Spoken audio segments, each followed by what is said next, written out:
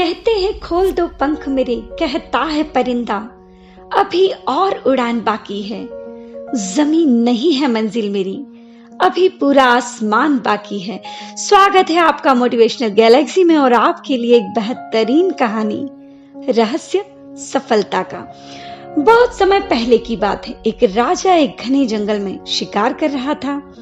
तभी अचानक तेज बारिश होने लगी और हवा भी बहुत तेज चलने लगी। जब कुछ देर बाद बारिश बंद हुई तो राजा ने देखा कि कोई भी सैनिक उसके साथ नहीं है और वो उनसे बिछड़ गया है। घने जंगल में पैदल चलने के कारण राजा को बहुत तेज भूख और प्यास लग गई। वो बहुत ही परेशान हो गया। तभी राजा को वहां 3 लड़के आते हुए दिखाई दिए। उसने उनको बुलाया और कहा, मुझको बहुत तेज भूख और प्यास लगी है, क्या यहाँ मुझे भोजन और पानी मिलेगा? लड़कों ने कहा, क्यों नहीं, जरूर मिलेगा। वे दौड़कर अपने घर गए और राजा के लिए भोजन और पानी लेकर आ गए। भोजन करने के बाद राजा ने बताया कि वो एक बड़े राज्य का राजा है और वो उनसे बहुत खुश है। राजा ने इन तीनों लड़कों से कहा कि उन्हें जो चाहिए वो मांग ले।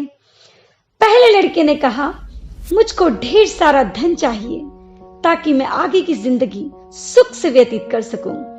राजा ने कहा, मैं तुमको धन दे दूंगा। फिर दूसरे लड़के ने कहा, मुझको तो बंगला और घोड़ा चाहिए। राजा ने बोला, तुमको भी मिल जाएगा।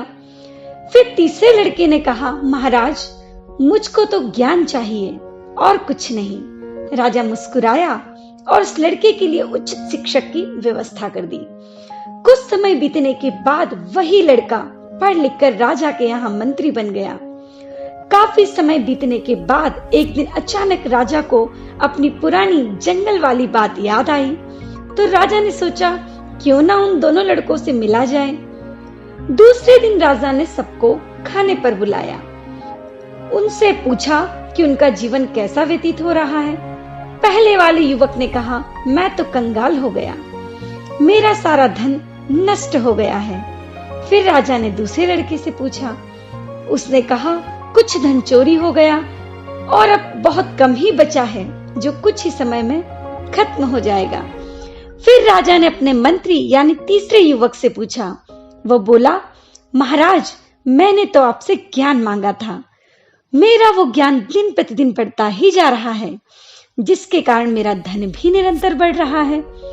अपने दोस्त की बात सुनकर उन दोनों लड़कों को बहुत ही अफसोस हुआ, परंतु बीता हुआ समय वापस लाया नहीं जा सकता।